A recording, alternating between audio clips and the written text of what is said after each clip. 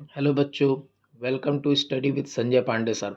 बच्चों, आज हम जो सीखने वाले हैं वो एक इम्पॉर्टेंट क्वेश्चन जिसमें कि हमें अशांत दशमलव को परिमेय संख्या यानी p अपॉन क्यू के रूप में बदलना होता है, यानी change non terminating decibels into rational numbers. ये बेटा हमें क्वेश्चन कॉम्पिटिटिव एग्जाम्स में भी हमारा बहुत आता है, उनका फेवरेट क्वेश्चन। प्लस ये हमारे यूपी बोर्ड एग्जाम्स में भी क्वेश्चन आता है। ठीक है, ये हमारे रियल नंबर्स के चैप्टर में हमें मिलता है। तो इसमें बेटा बात ये है कि हमें नंबर्स कैसे मिलते हैं, जो रिपीटेड नंबर्स होते हैं, जैसे 0.7777 इन्फिनाइट टाइम्स आता जाएगा, 0.12222 आता जाएगा, या फिर 0.3232323 रिपीट होता जाएगा, या 7.4252525 इस तरह से नंबर हमारे मिलते रहते हैं हमको। यानी कि कोई एक डिजिट हमारी रिपीट हो रही होगी तो इसे बेटा हम ऐसे भी शो करते हैं, 0.7 पर एक बार का साइन लगा देते हैं हम। नेक्स्ट, अब जैसे यहाँ पर दो डिजिट हमारी रिपीट हो रही है, यानी 0.1 लिखकर टू टू के ऊपर हमें, जैसे हमारा ये टू नंबर लिखा हुआ है, एक डिजिट छोड़कर रिपीट हो रहा है, तो हम जैसे यहाँ पे 0.1 को छोड़कर यहाँ टू पे बार लगा देंगे। अब जैसे इस क्वेश्चन में बेटा हमारा 0.3 को छोड़कर टू डिजिट हमारी रिपीट हो रही है, 2323 बार बार। या तो फिर बेटा हमारा जैसे यहाँ पर हमने लिखा 7.4, अब हमारा 2525 बेटा बार बार रिपीट हो रहा है। तो इस तरह से क्वेश्चंस हमारे लिखे आ सकते हैं, या फिर हमें ऐसे ओपन फॉर्म में ऐसे मिल सकता है। तो इसका बेटा एक लॉन्ग मेथड भी होता है, बट हमें शॉर्ट में अगर इसे करना हो, अपना समय बचाना हो एग्जाम में, तो हम उसे कैसे करेंगे। तो इसके लिए बेटा मैं आपको एक शॉर्ट ट्रिक बताने वाला हूँ। तो आपको करना ये है बेटा इस क्वेश्चन के लिए कि आपको जो ऑल डिजिट्स हैं, ऑल डिजिट मीन्स बेटा जैसे आपका 7 सिर्फ है यहाँ पर, बाकी तो वो रिपीटेड है।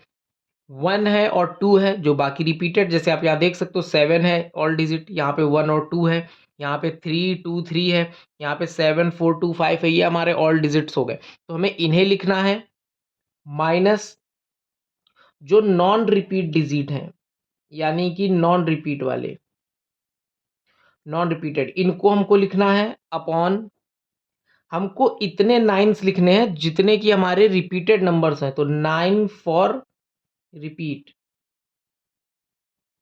ठीक, एंड उसके बाद 0 फॉर नॉन रिपीट। बस बेटा हमारा आंसर आ जाएगा। तो अब इसे मैं बताता हूँ इस फॉर्मूले को हम अप्लाई कैसे करेंगे। हमारा एक शॉर्ट फॉर्म का फॉर्मूला है।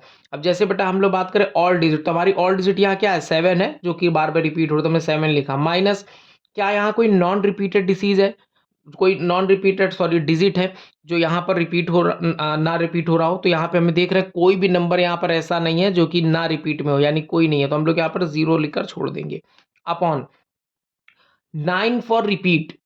तो 9 फॉर रिपीट, यहाँ पर बेटा हमारी सिर्फ एक डिजिट है 7 जो कि रिपीट हो रही है, तो हम उसके लिए यहाँ 9 लिख देंगे।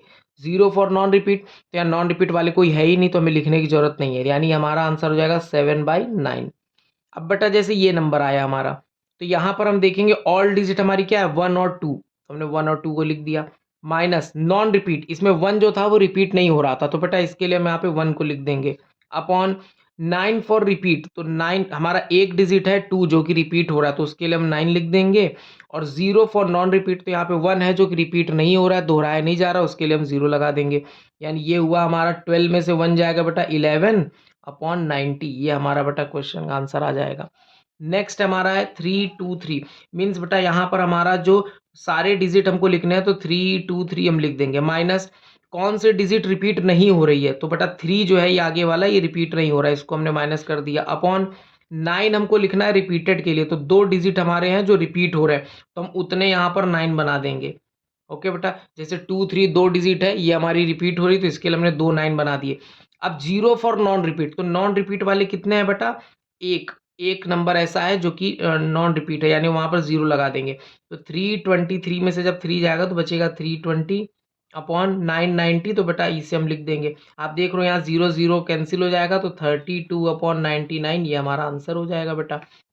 अगर हमारा यहाँ कट रहा है तो काट देते हैं, वरना हमारा आंसर ठीक है। नेक्स्ट, अब जैसे ये क्वेश्चन है, इसमें बेटा अलग क्या है कि 7 हमें अलग से दिया हुआ है जो कि कंप्लीट नंबर है, तो हम 7 को कुछ नहीं करेंगे, 7 को ऐसे ही लिख देंगे। बाकी फिर हमें क्या करना है, ये 7 हमारा होल में से लिखा रहेगा। अब हम 4 2 5 को देख रहे हैं, तो बेटा यहाँ पर जो हमारा है 425, ये सारे डिजिट होंगे, इसमें से कौन रिपीट नहीं हो रहा है, तो 4 रिपीट नहीं हो रहा, हम उसको माइनस कर देंगे, अपॉन अपॉन में बेटा हम क्या करेंगे, जो हमारे रिपीटेड नंबर है यानी 2 5, तो 2 डिजिट हमारी रिपीट हो रही है, इसके लिए हम लोग 2 बार 9 लिख देंगे।